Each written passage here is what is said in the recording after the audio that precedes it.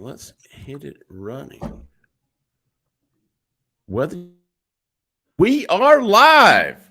How about you, everybody? Welcome in to the Auburn Live call-in show. I'm your host, Jeffrey Lee, Senior Recruiting Editor for Auburn Live on 3.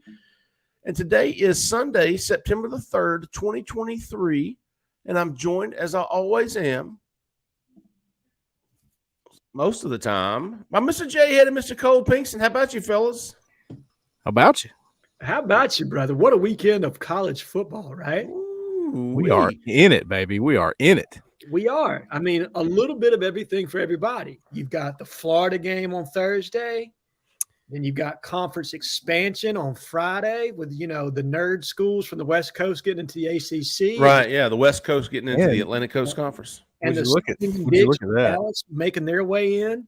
I have positioned myself perfectly to be able to see LSU Florida State. Wow. I was going to say we should all watch the first half together, put the LSU Florida State game on the television, the computer, turn the mute button on because nobody wants to listen to those people anyways.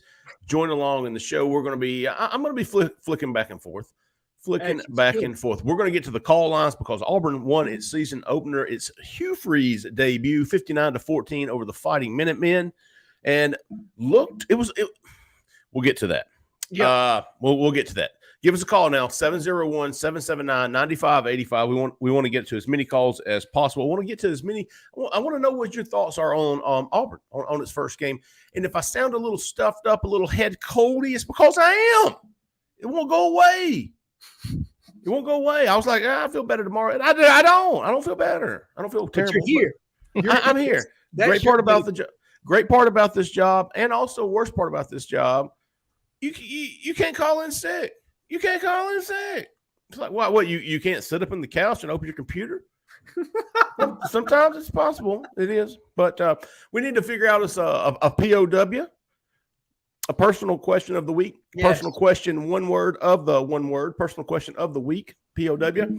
I'm taking suggestions. You guys, Zach in the back, Cole, keep an eye on the chat. Pick us out a POW while I tell everybody who's looking for a house in or around Auburn, Opelika, Lee County, Alabama. And if you're looking for some help, look no further. We have found her, and you will be glad that we did. Jessica Andrews with the Talents Group, folks. Give her a call. She's almost a 3-star. Oh. She's a 3 out of 3 star. And also a 5 out of 5 star, depending on what your rankings are here. 5-star realtor, folks. She can do it all. She's fantastic. She's amazing. If you don't believe me, just ask me. And I'll tell you again, she's fantastic and amazing. If you don't believe me, just ask me.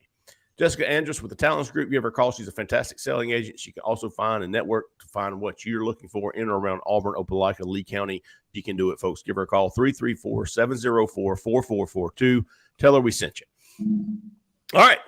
Auburn, 59. The Minutemen, 14.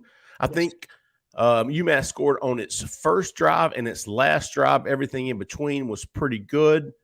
Let's get a quick thought from everybody.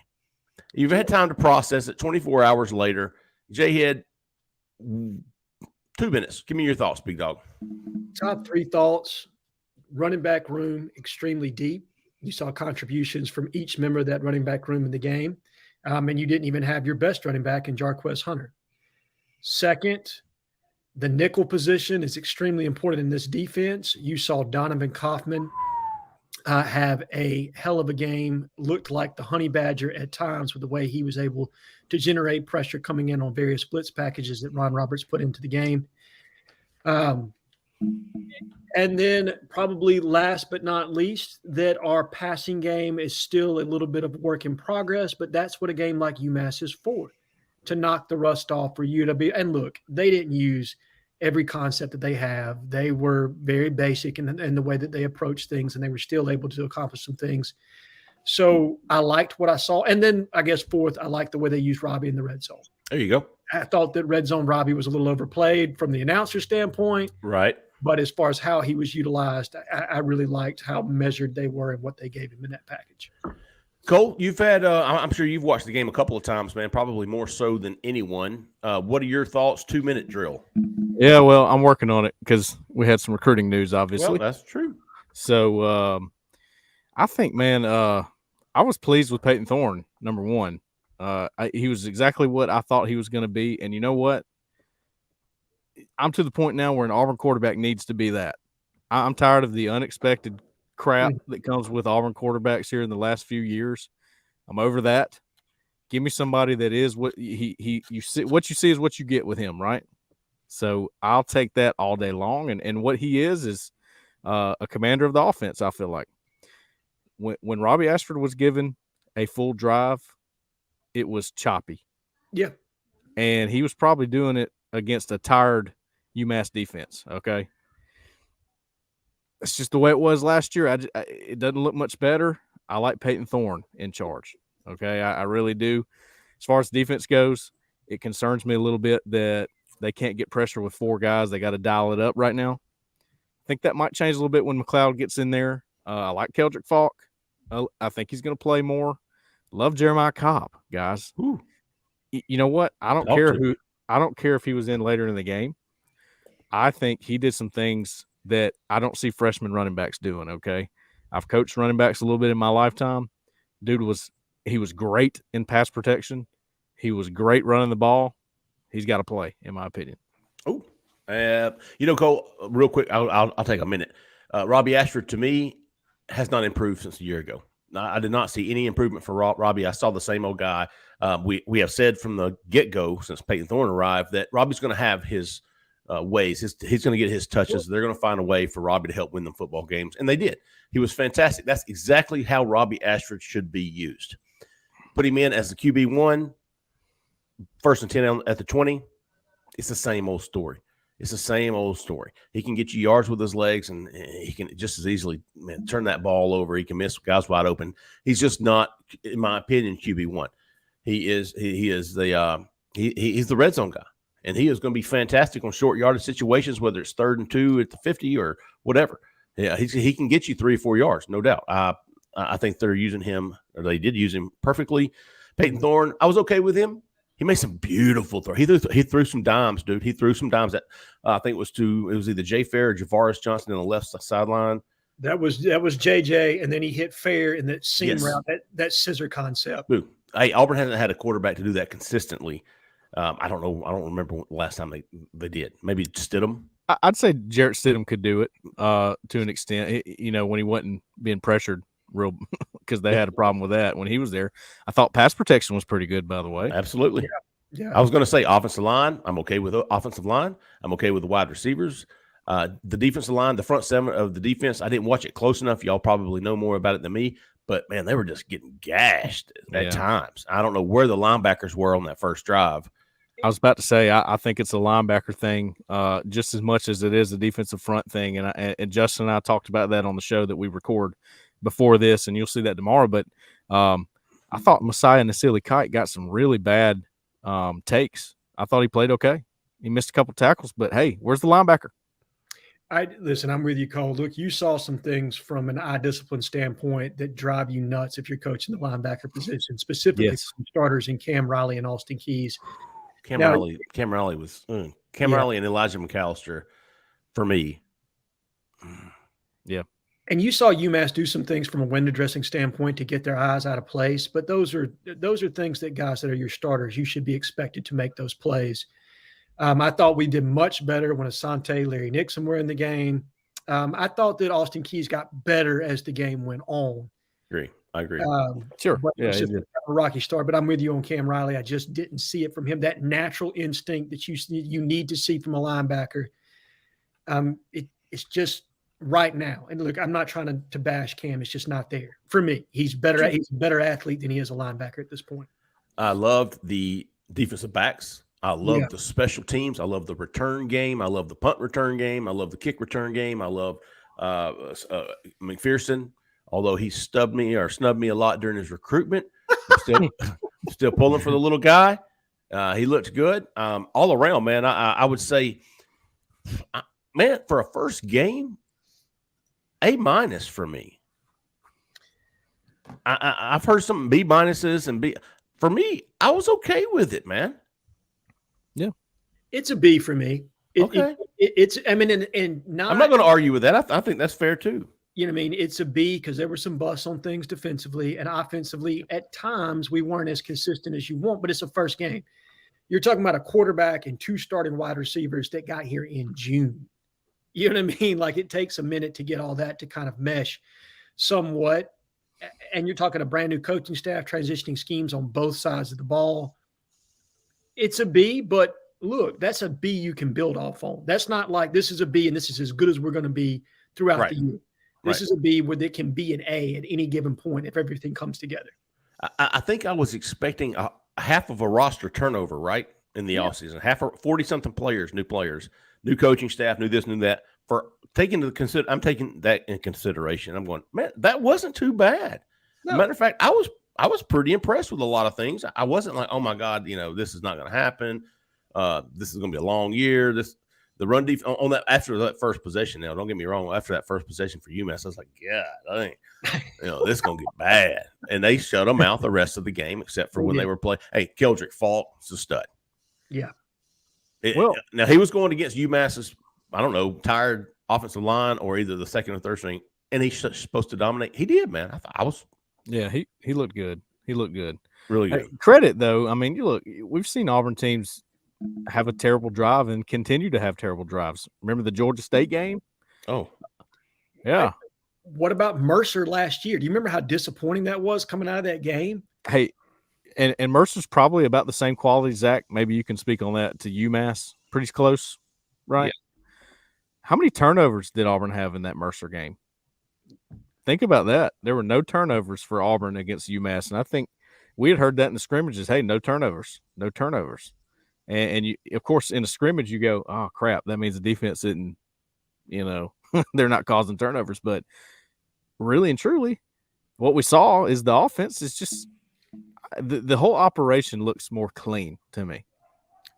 And conversely, on the defensive side of the ball, Cole, we made turnovers. We were so poor at generating turnovers last year. And I don't know if that was scheme. I don't know if that was personnel. I don't know exactly what all played into that. But you could see that these guys were taught, strip the ball, do some things to create negative plays. I think we had, one pick, should have had another one by DJ James. I thought of Cole when I saw that. Oh, he didn't. Gator arm. And he also didn't seal the edge on the first drive. Did y'all see that? Absolutely. Yeah. Look at you, Jeffrey. That's just how I do things. Jeffrey's modest. Don't let him fool you, though. That man knows some football.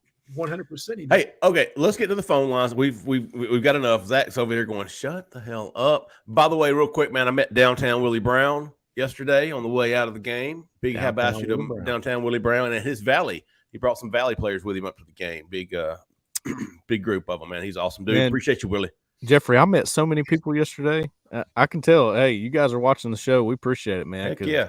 Met Kinsall. Robbie Kinsall, yeah, your boy Jhead. Yep. He was wondering where you were at, man. Unfortunately, I'm in North Carolina, Robbie, so my attendance at Auburn games this year is going to be a little slacking. But yeah, Robbie's a good guy, man. Good stuff. All right, Zach, get us to the phone line, big dog. Shut us up. 4499. You're live. Who are we talking to? Where are you calling from?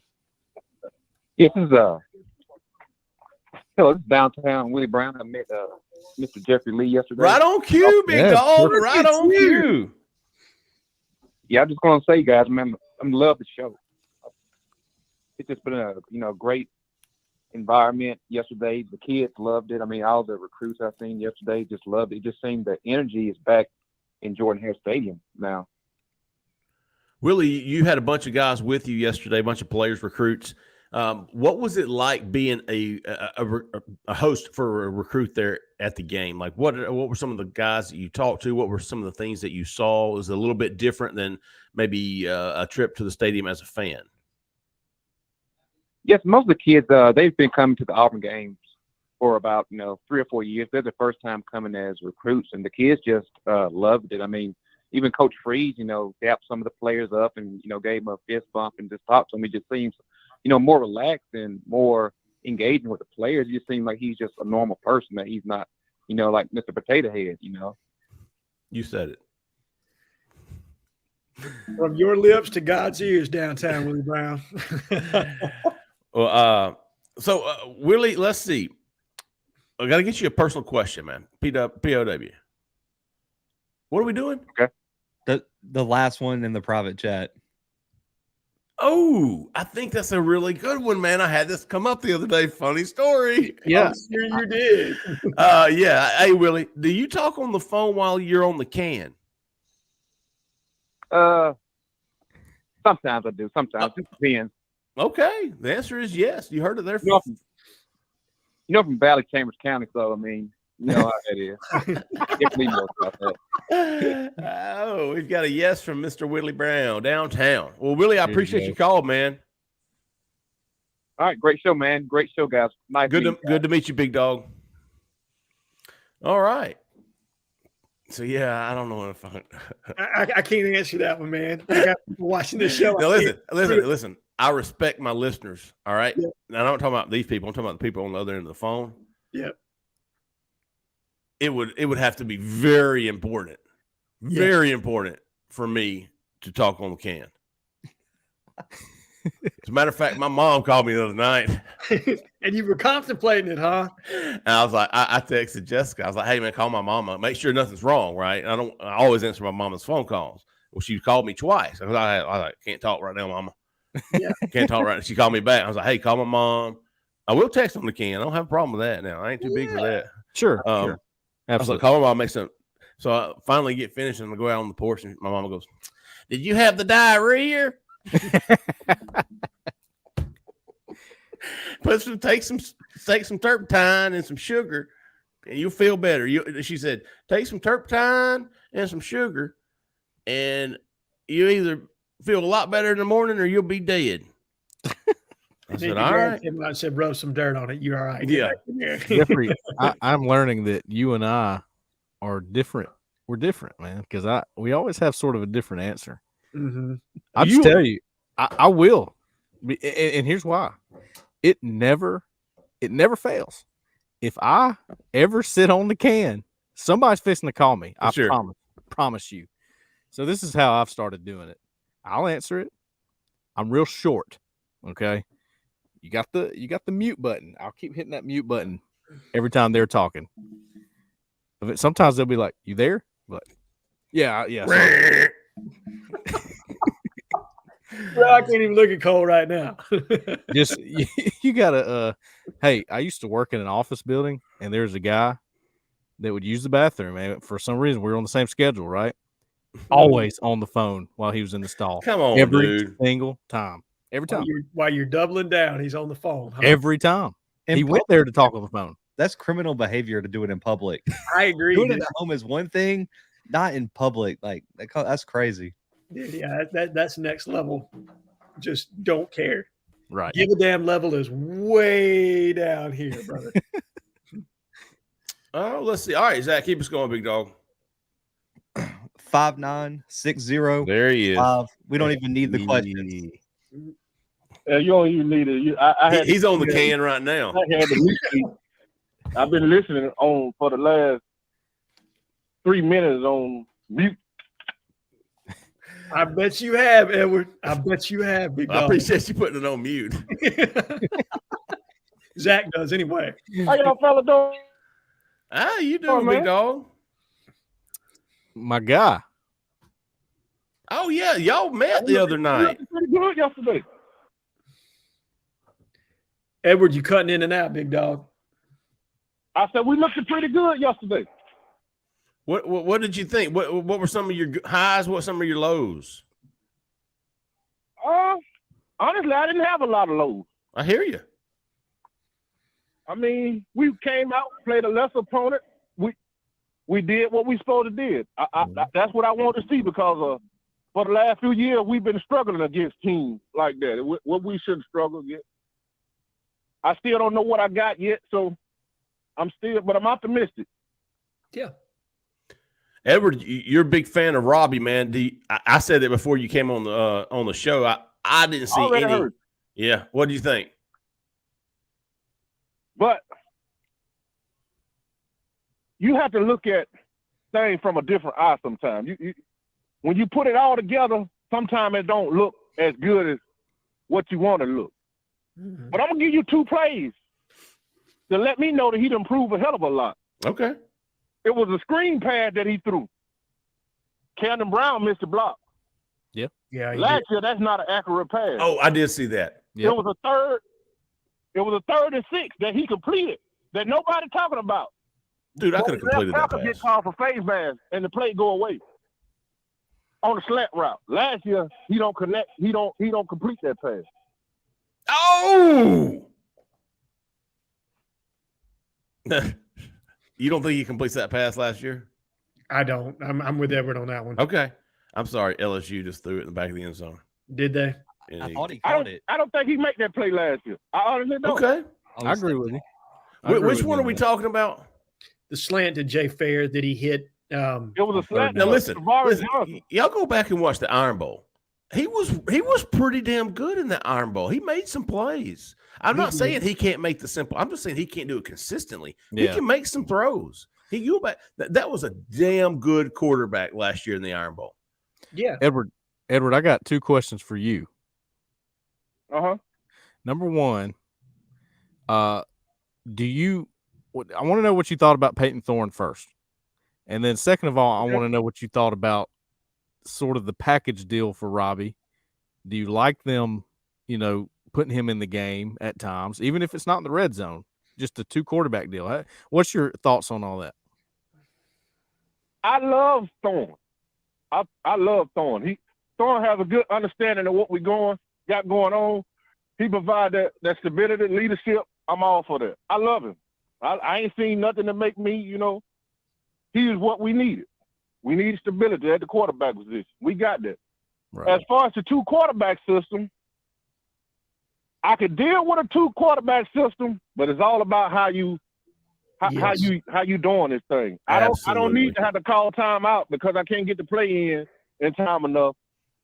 I need everybody knowing in this situation, Robbie, you need to be right here, ready to get in the game. Peyton needs to be headed off the field.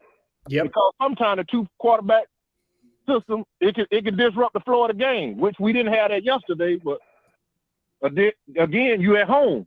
How did that look in Death Valley? How did that look in Texas A&M with the opposing crowd? You see, so I take all that in consideration, man. I'm with you, Edward.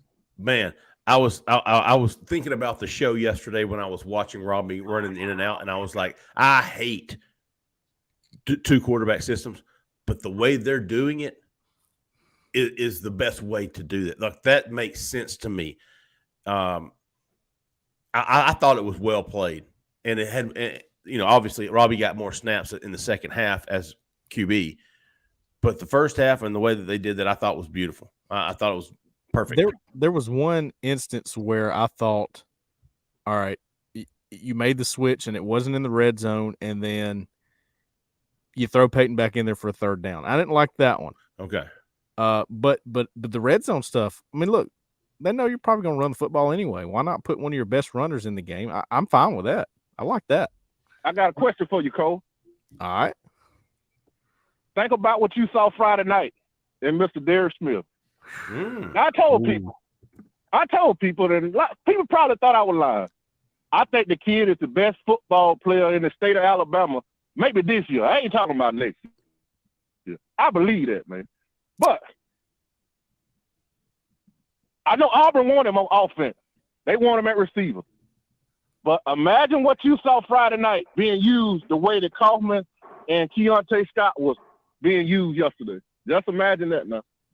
I mean, you and I, Edward, sat there and watched him doing the exact same thing, coming off the edge and stopping every play in its tracks, just like that. You remember that? Yes, sir. You just looked at me and just shook your head. Yeah. I tell you what, I almost didn't go to that game, Edward. I was going to go see Joe Phillips, who was in Tallahassee, which was not a long drive for me, but I figured, first game, I got to get some things ready. I'll go to the one that's close to home, and I've been wanting to see Derek Smith. I got some clarification on him. He's going to be a massive target for Auburn moving forward. Now, I knew he was going to be a big target. I didn't know he's going to be as big as I learned Saturday. He's going to be a big-time target for Auburn at receiver. Alabama likes him on defense, as Edward and I talked about, and me and Derek talked about as well. So, I mean, guys, you need to get him on your radar if you haven't. Derek Smith, Southside Selma, Alabama. That guy can play. What do you liking best at Cole? Honest opinion, defense or offense? I think right now he's better on defense because, he's not having to think as much on defense. He don't have to think at all, really. He's just going 100% all the time. I think he's got a lot of potential as an offensive weapon. He can do a lot of things. I mean, he's a screen guy. He's a deep threat. I think he's, a speed sweep guy. If you ever got into that kind of thing, you can put him at running back. I mean, I think he's I'm not going to go there yet because I don't want to take all the criticism. He's an all-purpose guy. I know what you want to say. Well, I just got done watching the Swamp Kings. What kind of player he is, and I hate to give him this kind of comparison, but imagine what you saw in Travis Hunter yesterday. He's the same type of talent, and I believe that. I was thinking Percy Harvin. Man, I'll let y'all guys keep this thing going tonight, man. War damn me. All right, Edward. Appreciate you, big dog. Let's keep it going. LSU had it 1st and goal from the 1.5 yard line. What a play call, right? On 4 straight, they ran the first down and then threw 3 passes and got sacked on the 4th. They actually lost 18 yards on that possession. So, all right, Zach, keep us going, big dog. 1406. You're live. Who we talking to? Where you calling from? Hey, it's Josh Corbett from Birmingham, Alabama. What's up, Josh Corbett? Well, How about Josh? you, big dog? You on the can talker?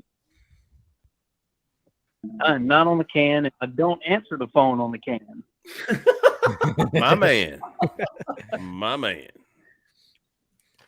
All right, so 3 things. Jarquez's stat. What do y'all think that is for the Cal game? Because during the game, broadcasters were adamant that Freeze was going to address that after the game in the post-game press conference.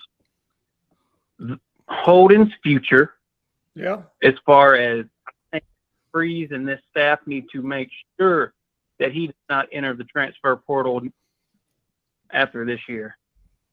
And then what is this defense going to do against Cal's running back run game? Because they look really good. Okay. Hey, good stuff, Josh. We're going to get to it all. Appreciate your call. Jarquez Hunter, if anybody disagrees with me, jump in here. I think he plays against Cal. I think his suspension is over with. I think my gut opinion from what I've probably my feel of the situation is yes, that it was a 1-game suspension. Do I know that to be a fact? Absolutely not. And I do believe that Coach Freeze has been on record as saying this. He can't comment on university situations. Right. I think this is beyond the football decision. I think the university will make the call whether he plays or not. That is not necessarily football related. So take that for what it's worth. But my best guess of my read or my intel or whatever you want to call it is a 1-game suspension. Also, I don't think it got any much traction, but Caleb Wooden was the same way on Saturday. So Holden Geriner. All right, Josh, I agree with you here. To me, in my opinion, Holden Geriner is the closest thing to Peyton Thorne Auburn has on the roster. Yeah. I thought he threw a better ball than Peyton on Saturday, if I'm being completely honest with you. I mean, I think he's got the most natural arm talent on the roster right now. He throws a beautiful ball, doesn't he? He does. He does. He throws a beautiful ball. I like Holden Geriner. I think Edward likes Holden Geriner. I think all right. Yeah, Edward is a big Holden Geriner fan. He's been singing his praises for a long time. I know a lot of people are interested in what's going to happen with Hank Brown. A lot of people obviously invested in Walker White at this point. It is not out of the realm of possibility for Holden Geriner to be the future quarterback starting. I hear you. In 2025, like in my honest opinion, like I think give him 2 years in this system to learn under Philip Montgomery, Ken Austin, Hugh Freeze, and let's see what you got. If he'll stick with it, I think he's got a very good opportunity to be the starter. And finally, his last question was, Cal's defense. I mean, Cal's run game. Yeah, Cal's run game. Yeah. I didn't watch Cal, so y'all have to speak to that. I've watched a couple clips. I hadn't watched as much as I want to. I'm going to because I do the scouting reports during the week. But, yeah, they exploded on offense, man. And I, again, we've all sort of been echoing the whole time that we were worried a little bit about Auburn's defense going into this game. And now you see the front sevens, there's questions around them. Well, Holy crap! Sorry, I was looking up the numbers, Cole. Yeah, they put up 73 points, 669 yards of total offense. The Ott guy, the running back, 188. Now they're playing North Texas Armadillos, but still. I mean, you could say that. I mean, you could say that, but UMass's starting running back averaged 7 yards per carry on Saturday, so that's he was huge concern. No doubt. Concern.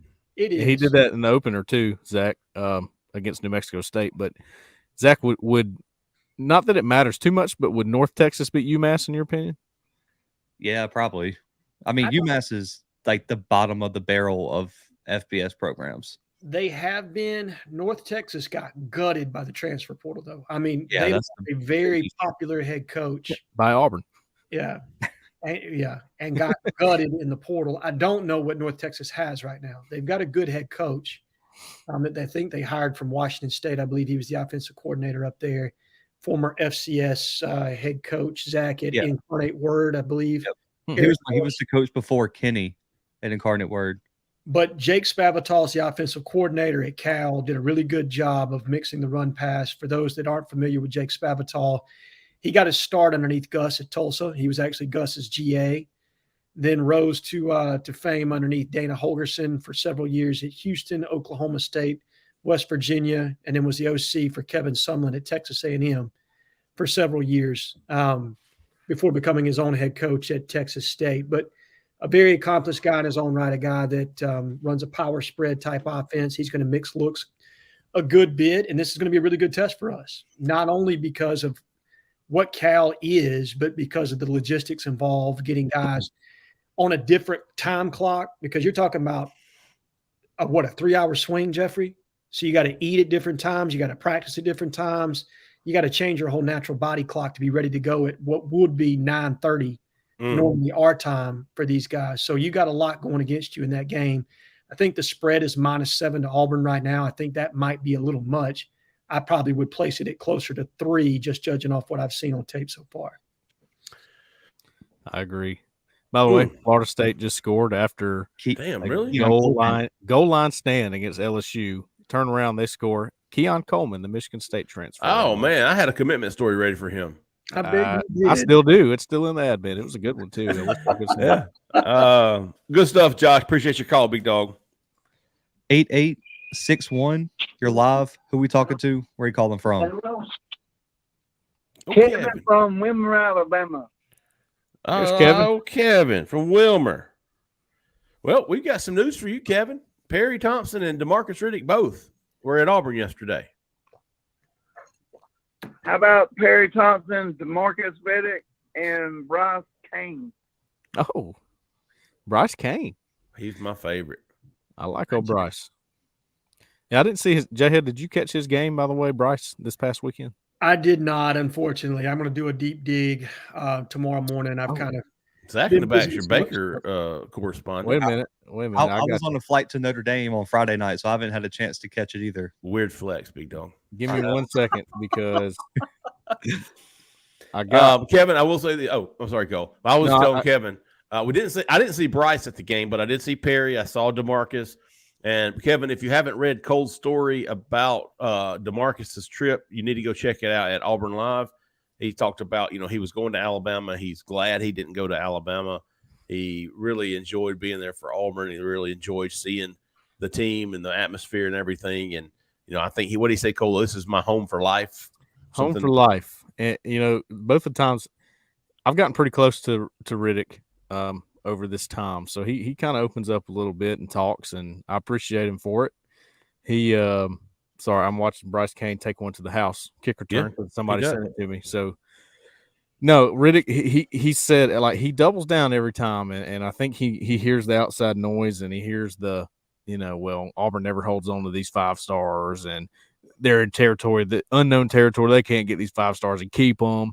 So he always goes and says, well, look, I mean, this is where I'm going to be. I'm not hitting the transfer portal. I'm not doing none of that stuff. I will be at Auburn.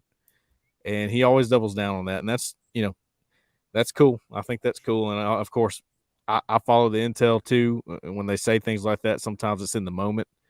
But the intel says, look, he's about as strong to Auburn as he could be. So, I agree. Good stuff, Kevin. We appreciate you call, big dog, keeping us on our toes with Perry Thompson, DeMarcus Riddick. We will and Bryce Cain's locked in, by the way. All three of those guys, as far as I know, yes, are locked in. So and Bryce had a kickoff return for a touchdown. Took it to the house from the end zone, or right at the end zone, 1 yard line, I believe. So I like him. Always making plays, that guy. Well, and you know what? We've talked about the bigger receivers, but if you look at Saturday's game, it was the little guys that made the big plays for Auburn. It was Javarius Johnson. It was Fair. Yeah. Fair. You know, I mean, it was those slots that got a lot of action. So where people might have discounted Bryce Cain, I think his usage could be on the uptick contingent on how this offense continues to develop. Definitely. Good stuff, Kevin. Appreciate you, big dog. 5810, you're live. Is that? I think so. Nothing from Montgomery. Hey, there he is. There he is. How y'all doing? Good, Anthony. What's on your mind tonight, big dog? Not much. Oh, no, and I don't talk on the phone on the toilet. Thank you.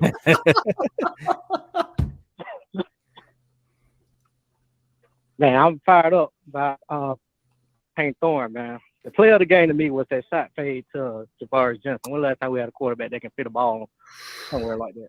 I agree, Anthony. That play's not being talked about enough for two reasons. One, I promise you, man, it was amazing. Ball placement was perfect. Yep. And hey, don't forget about Javarius Johnson, man. He can play. Oh yeah, and Javarius, that would have been his best catch. That interception that he saved Payne Thorne was better than that fade. I It agree. was all hands. No doubt. Anthony's fired up. Go ahead. I'm sorry. No, keep going. I was just saying you're fired up. Good for you. It's good to be fired up, man. How long's it been since Auburn fan was fired up? As far as I want to talk about the linebackers. It's time to end the experiment with Cam Riley in the inside. He's not an inside linebacker. Not the first person who's told me that, Anthony. He need to keep his head up because he's just flying in there reckless and with his head down. But I think Asante and Nixon plays like a linebacker. He reads his keys. Like, for example, that screenplay that was down there, it was beautiful. They both read it, shot down there, made the tackle. I feel like Austin Keys and Cam Riley athletes trying to play linebacker, whereas like Nixon, he does what a linebacker supposed to do: read the key step, find the ball, and go to it. Anthony, you sound like you played a little defensive football in your day. I played linebacker coming up. So well, there it is. Yep. You said key step. I knew it. That, but I can't answer it because you said I was going to ask it, but you said you haven't watched the whole game. Yeah, growing up and when I played, I wasn't the most athletic guy, so my thing was I had to be the smartest guy on the field. And when I read your cold reports, as far as like when you watch film, I can understand.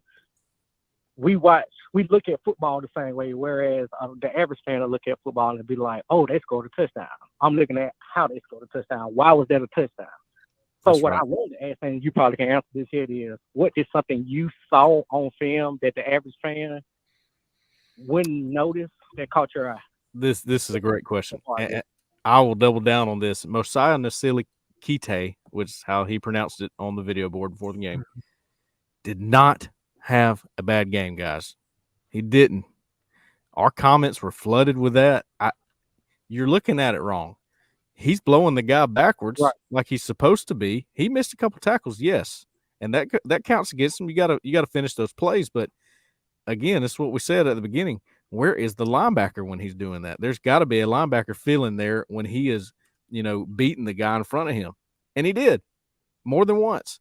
So I think the criticism against Mosiah was wrong for the most part. Another thing, Cole, I think Justin Rogers needs to start over Jason Jones because, like you said, and you're right. 100% he does. He does his job, and when people don't understand how crucial it is for a D tackle for the linebacker. Like I feel like Jason Jones played a part in the linebacker play also. Most of the time when they rotated, when the twos was in, Rogers was in, and behind him was Asante and Right. Nixon. I feel like he demands that double team, and Jason Jones is just, he does what he do, but he's not Ronson. Perfect point, man. Perfect point. Because you're right. When Asante and Nixon were in, who I thought had better games, they had Rodgers in front of them, and that certainly helps. And Marcus Harris, by the way, he never gets talked about, but he had a very good game as well. Yes. And if I were starting 3 guys, it would be Kite, Rodgers, and Harris. Yeah. And Harris. Those would be my 3 with a healthy rotation behind them. Look, Jason Jones can play, but I'd be playing Rodgers at least 40 snaps a game. I'm going to be honest with you. I agree. He would get more than Jason Jones to me. Appreciate your call, Anthony. Guys up. Y'all have a good night, man. Appreciate you, big dog. Yeah, good stuff, man. Hey, when thinking about the POW, right? Mm-hmm. Is it different for women when they're TTing? Women talk on the phone while they're on the toilet. I just go ahead. I'm okay with that. I'm okay with that. At least the ones I know. It's just, no to the 2. I definitely no to the 2. Yeah. I'm okay if a woman calls me or she's TTing or something. Not or something. She's TTing. That's fine. Sure. So, all right. I don't know. It just came to me. Touchdown. Oh, really? 3173. You're live. Who are we talking to? Where are you calling from? Lynette, Alabama. My name's Savion Ware. What was your name? Savion Ware. Savion. What's up, Savion? What's on your mind tonight, big dog? What's up, man? Man, we looked pretty good yesterday. You like what you saw?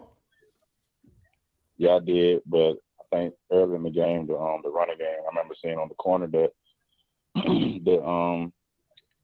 the scrimmages and everything in the spring, that our running game was, our running defense was kind of, giving up big runs, and I saw that yesterday. But they cleaned it up though, so that's pretty good, I guess. Yeah. Mm-hmm.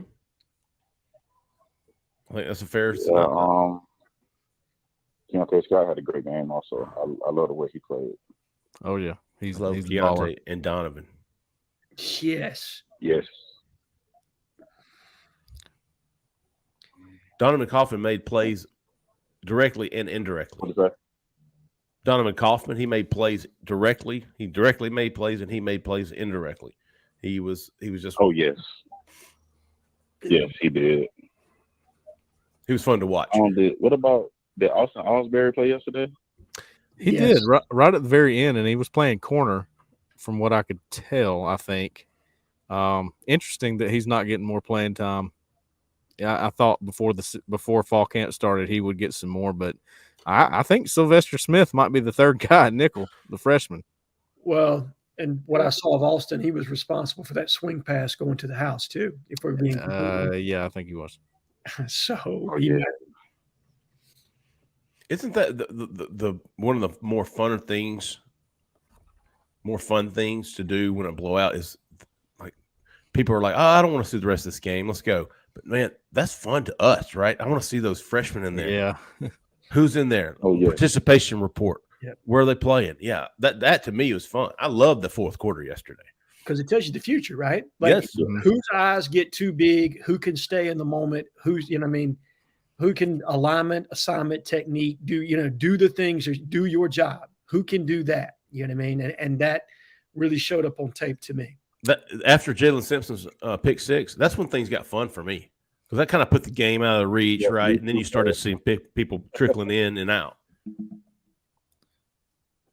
Jalen Simpson, hell, we haven't even mentioned him. He had a fumble recovery and a pick 6. I did get a little bit of criticism for ranking the corner group when I did my position unit rankings a little further back, but this was the point I was trying to make. Kayan Lee is going to be a great player at Auburn, guys. Yeah, I played a ton of snaps at corner for the first time ever, okay?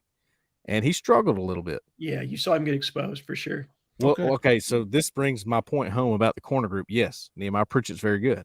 DJ James is very good, NFL guy. Keontae Scott, he can play some corner.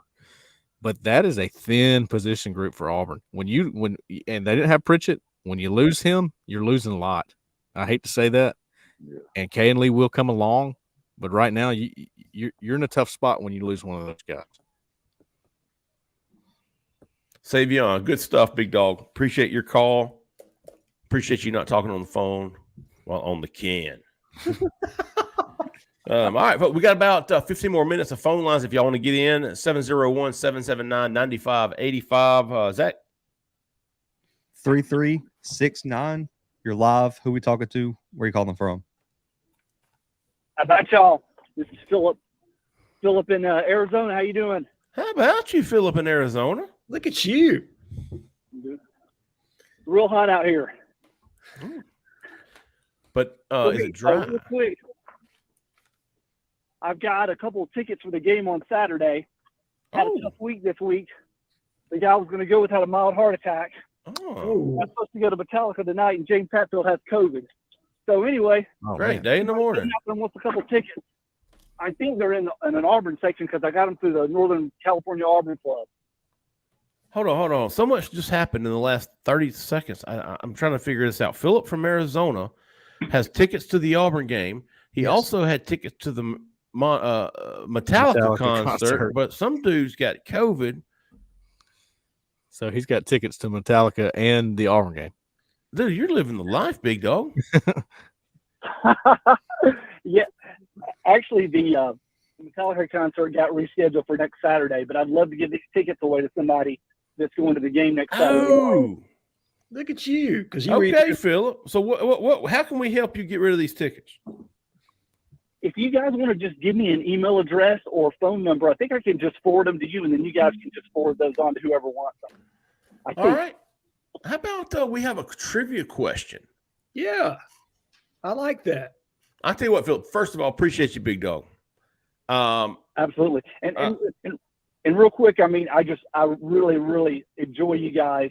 I've been a subscriber for a couple of years. I pay the full rate because I think it's worth $10 every month. Appreciate it. You guys do, so I'm glad I can contribute. Means a lot, Philip. Appreciate that, big dog. All right, Philip. So listen, I am going to give you my personal cell phone number out over the air right now. Hey,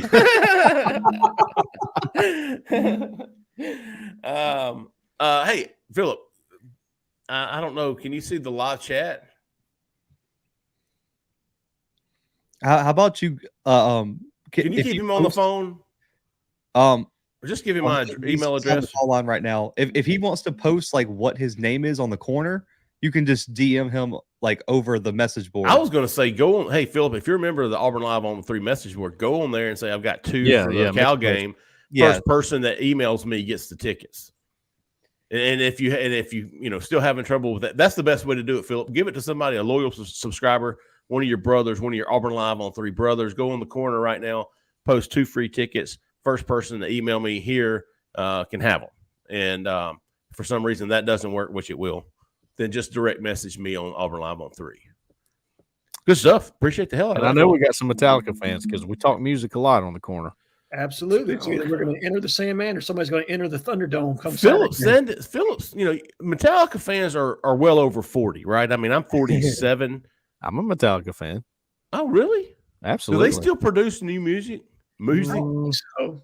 Okay. Nah, they don't. So when was their last album? What was it, in the 90s? I got y'all. Let me look it up. I bet it was probably early 2000s, but it probably didn't do much. If I had turn of the century. Yeah, I think they probably hit their peak early 90s. Maybe 1991. Yeah, that was their last album. Was that? So. Yeah. Oh, wow. Do they play Enter Sandman? Yeah. No, I lied. It was the early 2000s, 2003.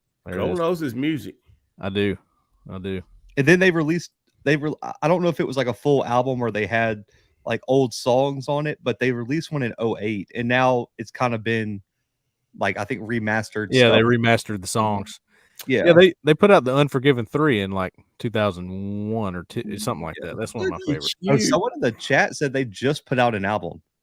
Really? Yeah, it's like acoustic, like at the. It has to be like a. They stopped at the old phone phones. I mean, look, there's only one band that'll never die, and that's the Rolling Stones. That's a fact. They're still. R.I.P. to old Parrot Head. Yeah, Jimmy Buffett. Yeah. R.I.P. Jeffrey, I don't know if you could hear if you were under the stadium, but they played a ton of Jimmy Buffett music. My wife, my So father. you know what I did, Cole? So I took my phone and I walked out to the back of the stadium and just went up on some concrete, like where the gate is, where nobody can see me. I lay down. That's where I felt my best. I mean, I wanted to lay down because I was still sick. So I pulled it up on my phone. I laid there on the back on the concrete and just watched the game on my phone.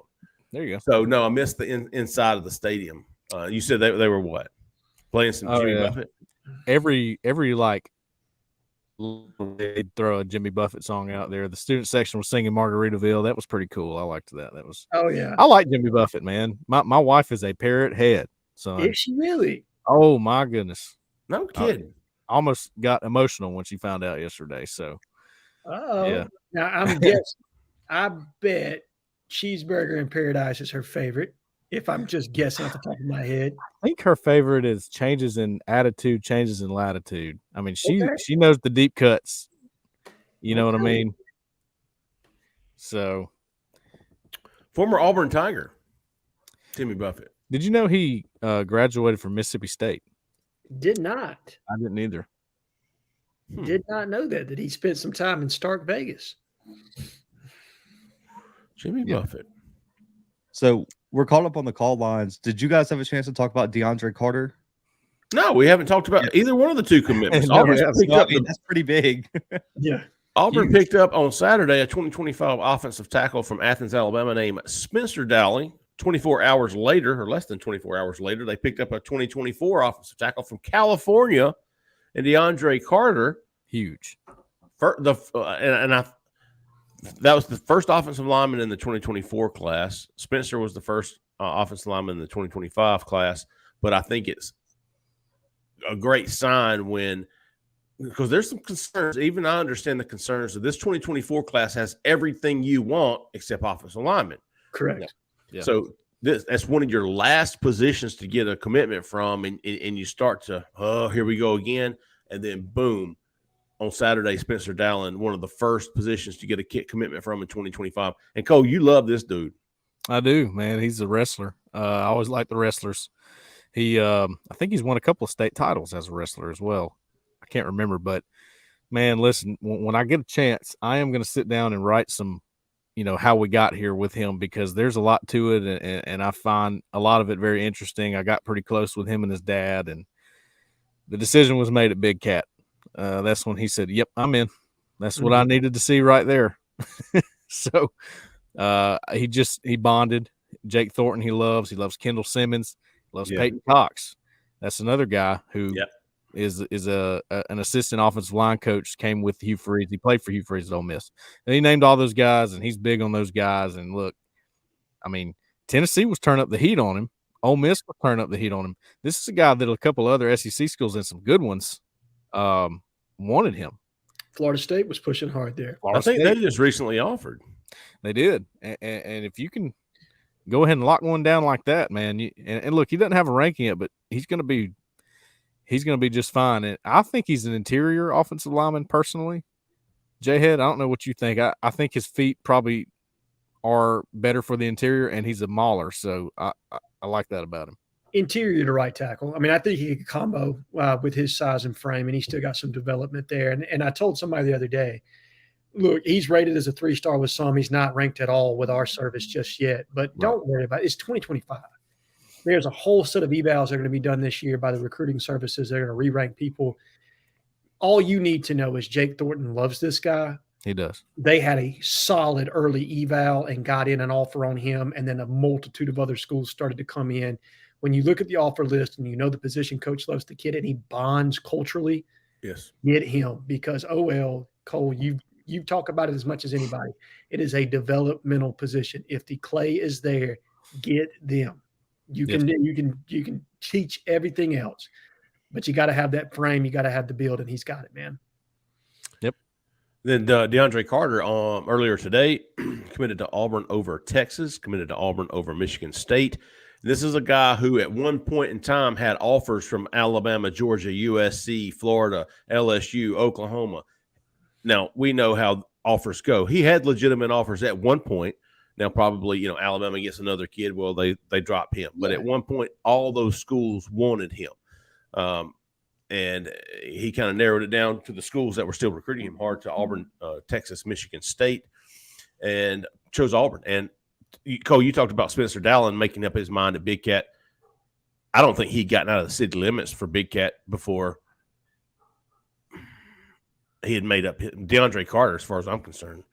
I think he'd made it before he went to Big Cat, if we're being honest. I think he was coming back to Big Cat to go, all right, well. I'm 99% sure. Let me go back to Big Cat and make sure. And you know what? I think I have an answer to why maybe an Alabama or a Georgia didn't hang around with him in that recruitment. When you look at him, he's his frame doesn't just scream at you, this is like an elite offensive lineman. Now, he's big. Probably needs to, cut a little bit of weight when he gets to college just to be able to. Right. I mean, that's just a lot of guys have to do that. But look,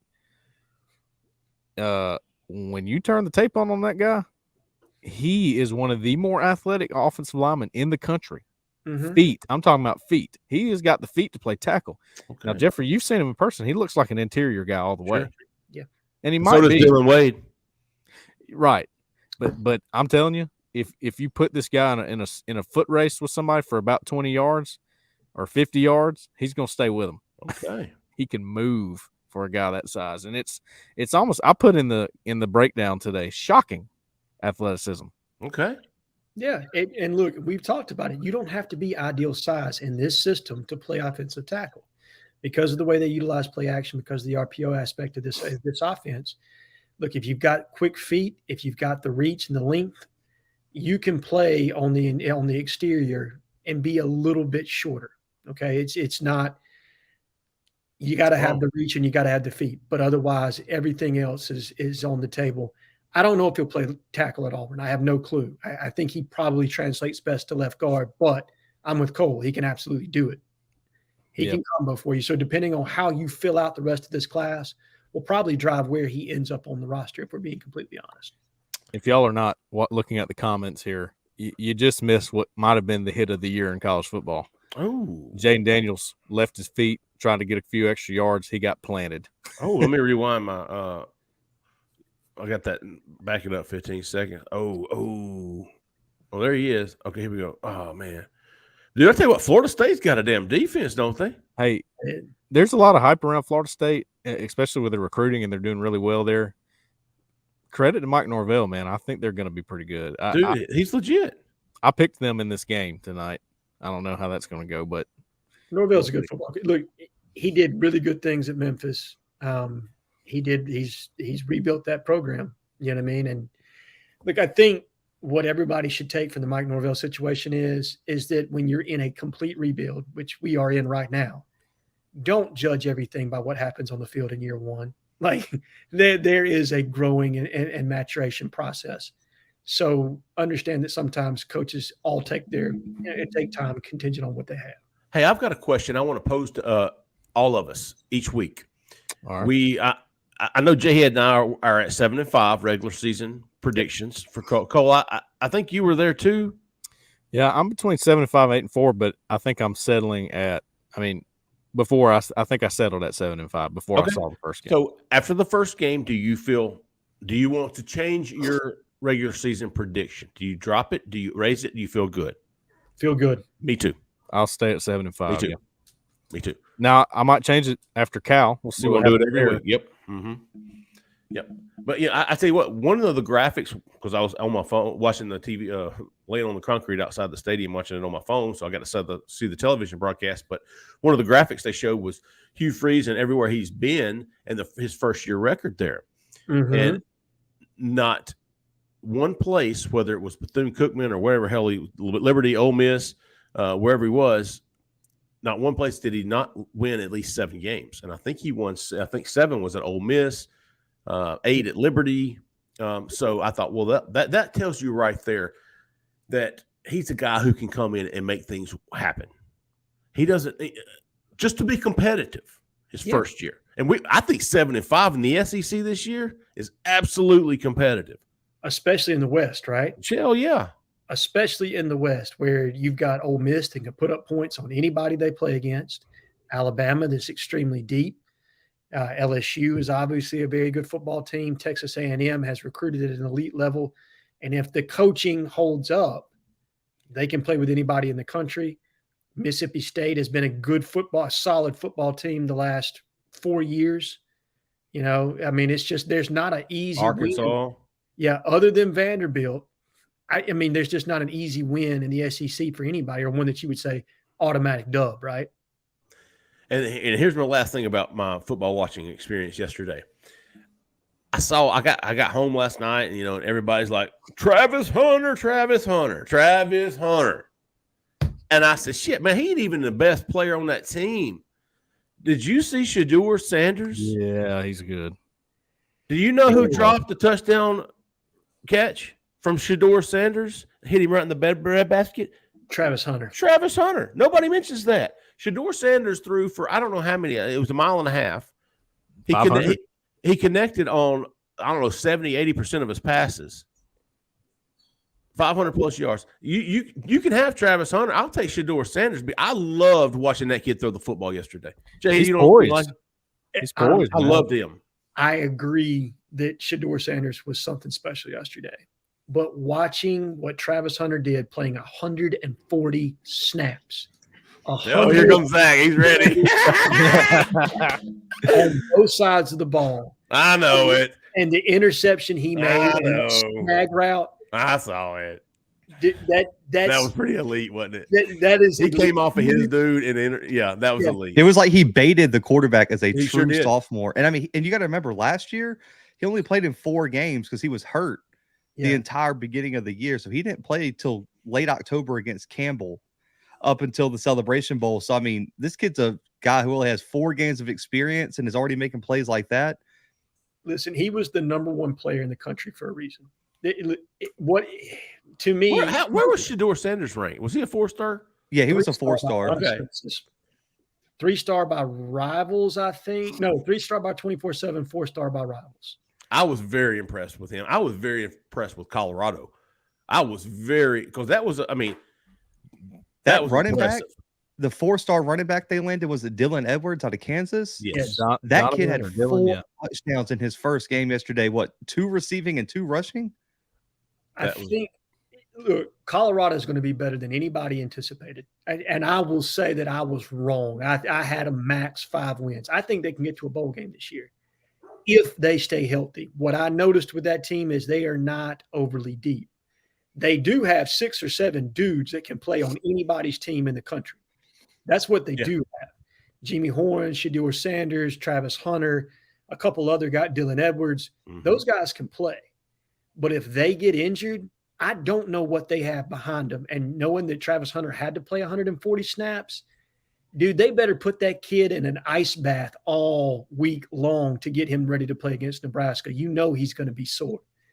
They can't run him. I mean, they rode him like a rented mule. You know what I mean? Like, you can't do him like that every game. Like, you're going to break him.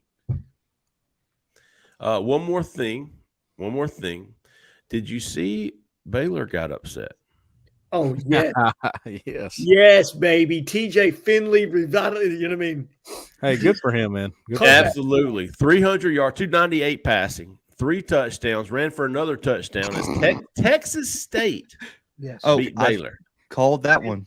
Fred. I told you guys, G.J. Kinney. G.J. Kinney's going to be the head coach at Texas or Texas A&M within the next 5 years. That dude can coach. The Texas State guy? Yes, he was the guy who last year was an incarnate word, and they went to the semifinals of the playoffs in the FCS, and now he's at Texas State.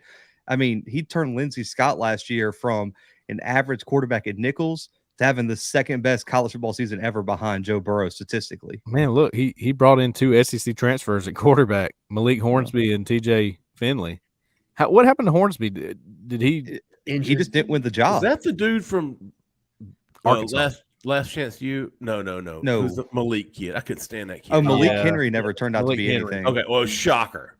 Shocker. The other news from that game Did y'all see the tweet from Ron Roberts? Yes, throwing shade. Yeah. Ron Roberts tweets last night after Baylor, who fired Ron Roberts last year. Yeah. The sooner you make good decisions, the easier life becomes. Hey, there was a running joke about Ron Roberts with the players at player interviews during fall camp, that sometimes he makes a joke when they're in the film room and nobody laughs, and then he'll go, "Y'all better laugh." And all the players think that's hilarious. He's sneaky funny with Ron Roberts.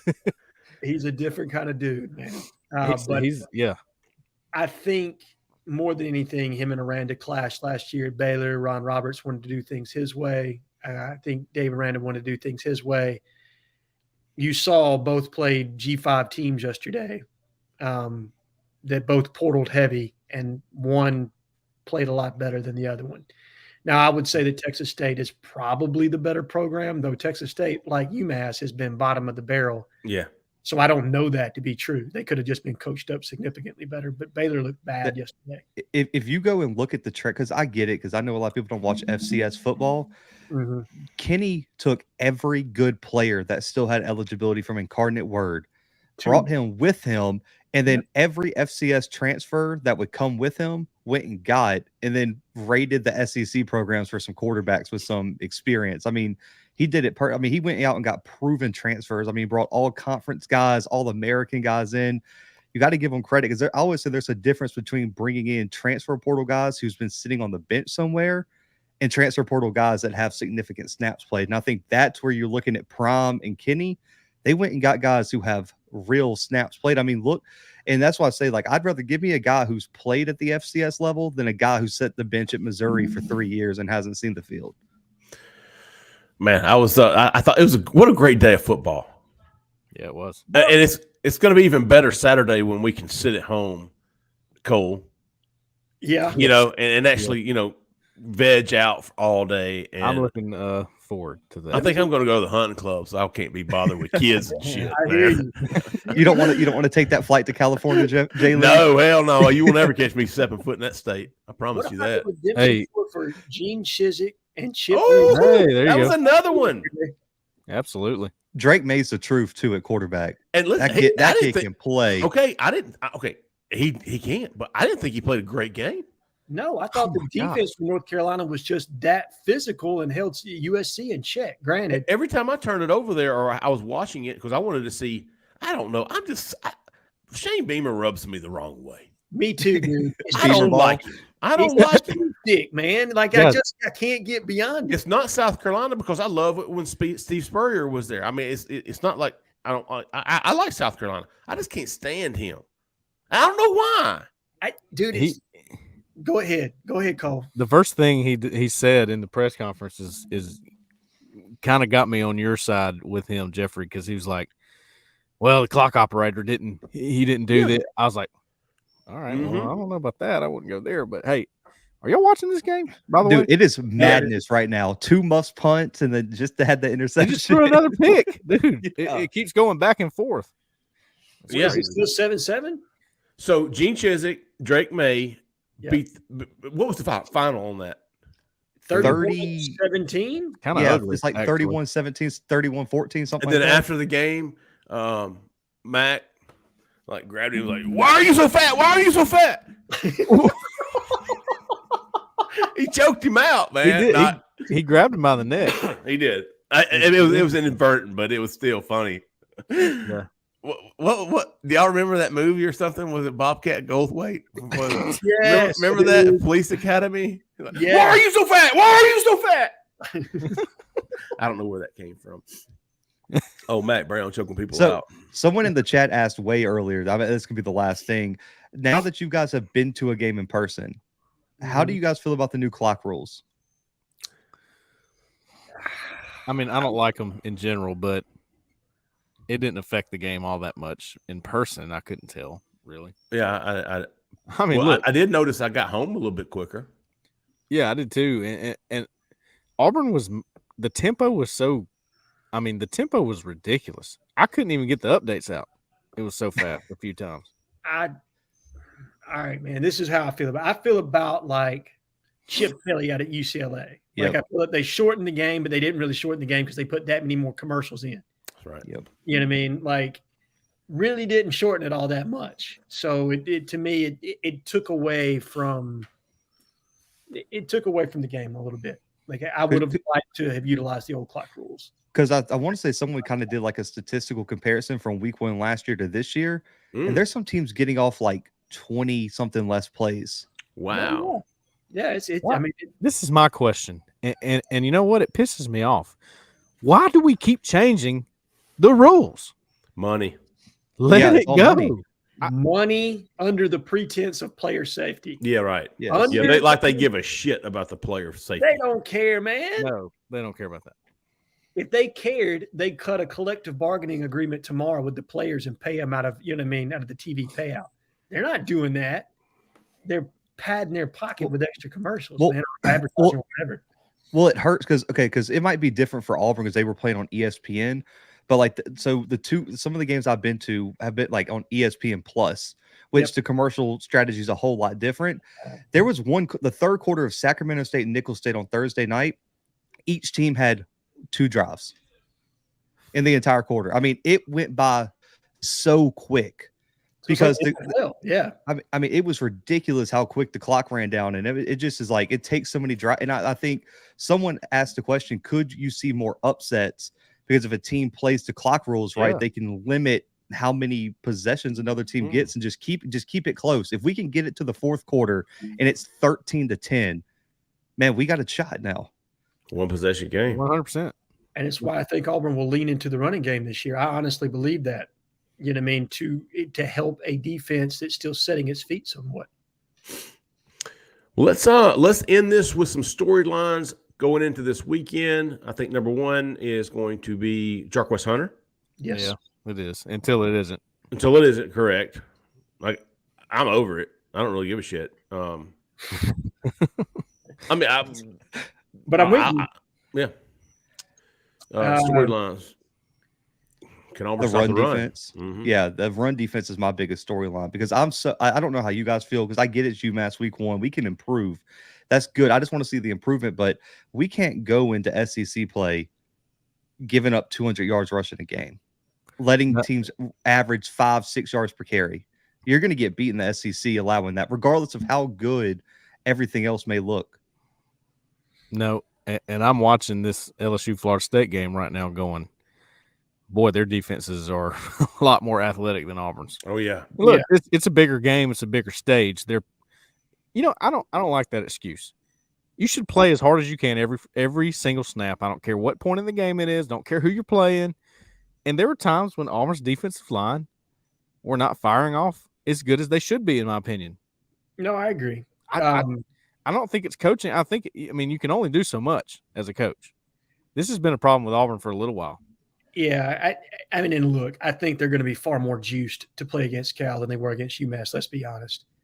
But I'm with you, Cole. Being able to play up to the standard, and that's what this coaching staff is trying to get out of this team each and every week is playing up to the standard, not playing up to the opponent, but playing up to the standard. And it's a work in progress. I mean, when you got a team that was 5-7 last year, 6-7 the year before, 6-4 the year before that, you just kind of been marred in mediocrity. So now you're going to challenge this team to reset the standard, and part of that is building the culture to do that. What's interesting? We come into the game as a 6-point favorite. The ESPN matchup predictor, the FPI, 54% in this matchup. Favors Cal 54%. Yeah. I can see that because of the home field advantage, because of the time differential. I mean, look, there are a lot of logistically speaking that does not set up well for Auburn in this game. I wonder when they're going out. I would go out tomorrow if I'm being honest. I think Tuesday is probably the day they're going to. You can't go Wednesday has to be the latest. It has to be early Wednesday. Yeah. And it's not a bad flight. It's about a 5-hour flight, but according to those that know, I mean, the jet lag, for every time zone you jump, that's a day that it's going to take you to get. Now, these are kids. These are primed, top-of-the-line athletes, so they probably don't suffer as much. But I would go out as quickly as possible. I agree because it changes when you eat, right? Like you get someone said Hugh said Thursday. No way. 48 hours before kickoff. And it is a 9:30 p.m. Central Time kickoff. 9:30 p.m. Central Time kickoff. Great day in the morning. They better be letting these kids eat until 10 o'clock in the morning to start the day. Because that's not because it interests me because there was a playoff game last year between William and Mary and Montana State. It kicked off 9:45 Mountain Time. Ooh. And William and Mary's in Virginia. Oh my gosh. That's as East Coast as you get, dude. That's almost midnight Eastern time. And you had to play a football game in it was like I think the kickoff temperature was 8 degrees. Woo! Yeah, they got beat 50-something to 7, but that's a whole nother story. Bro, I don't love football that much. I'd rather it be 107. Yes, or 108 than 8. See, we disagree on that. That could be our question of the week next week. Like really hot weather, really, because I'll pick -20 over 100-something degrees. Really? Yes. Playing football, I'd rather it be hot, dude. When you hit somebody that's cold, your whole body lights up, man. I would much prefer being hot. I'll go ahead and tell you, Zach, I'm a hot weather guy. I like it when it's 100 degrees, humid. I like all that. Yeah, I'm walking around in my boxers. Bring it on. Philip, I don't see a post on the corner, big dog. Hook it up, make it happen. Yep. We want to get those tickets to somebody who might use them. All right, well, let's end it there. A great show. We appreciate all the calls, man. Downtown Willie Brown got us started. Edward called in. Josh, Kevin from Wilmer checking in on his 2 big dog recruits. Anthony from Montgomery had some great stuff. Very insightful call there. Savion Ware. And then Philip from Arizona, who is giving away 2 free tickets to the Auburn Cal game. Look it up. Hopefully it'll be posted on Auburn Live message board. We'll be back.